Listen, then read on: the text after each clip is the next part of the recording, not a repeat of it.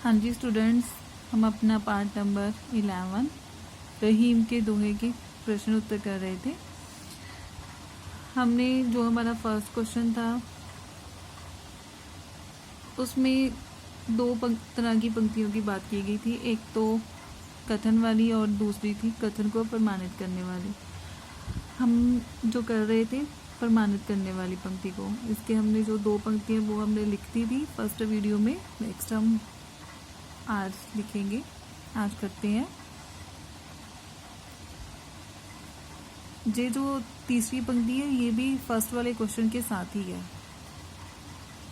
ठीक है।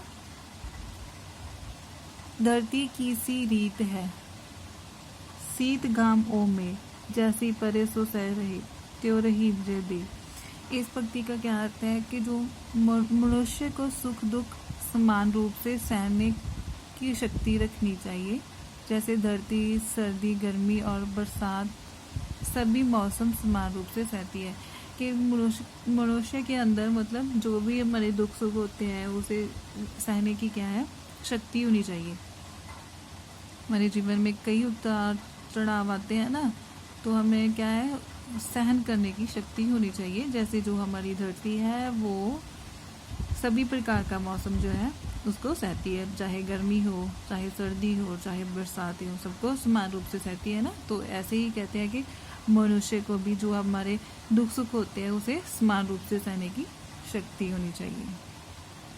ठीक है बेटा। हाँ जी बेटा, हमारा जो सेकंड क्वेश्चन है वो है, रहीम ने क्वार के मास में, मास मतलब महीने में, गरजने वाले बादलों की तुलना ऐसे निर्धन व्यक्तियों से क्यों की है जो पहले कभी धनी थे और बीती बातों को बताकर दूसरों को प्रभावित करना चाहते हैं। दोहे के आधार पर आप सावन के बरसने और गरजने वाले बादलों के विषय में क्या कहना चाहेंगे। आंसर देखते हैं।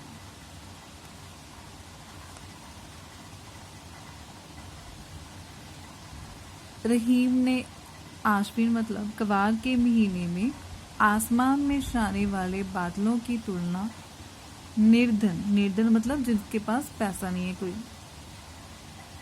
हो गए धनी व्यक्तियों से इसलिए की है। कंपैरिजन किया उसने, आपने पढ़ा है ना, सबने पढ़ा है।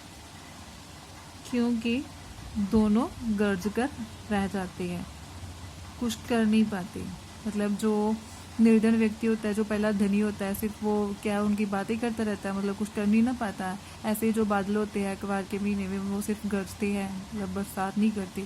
तो मतलब यही बताया है कि वो सिर्फ मतलब दोनों गरज कर ही रह जाते हैं, कुछ कर नहीं पाते। बादल बरस नहीं पाते और निर्धन जो व्यक्ति का धन लौट कर नहीं आता। हाँ, हम यही बात कर रहे थे जो कि मतलब जो बादल होते हैं वो बरसते नहीं है और जो निर्धन व्यक्ति का धन लौट कर वापस नहीं आता।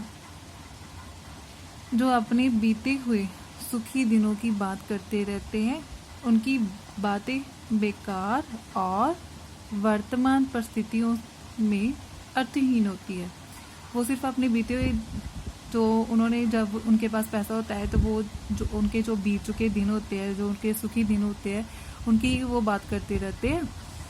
अब तो उनकी वो बातें जो है वो बेकार होती है और जो वर्तमान परिस्थितियों में अर्थहीन मतलब होने वाले टाइम, मतलब होने वाले टाइम चुकी है वो निर्धन व्यक्ति है ना, होने वाले टाइम के बीच कहते हैं कि वो अर्थहीन होती है। दोहे के आधार पर सावन के बरसने वाले बादल धनी तथा क्वार के गरजने वाले बादल निर्धन कहे जा सकते हैं। ठीक है बच्चों, आज के लिए बस इतना ही। उम्मीद है आप सबको समझ में आ गया होगा। धन्यवाद।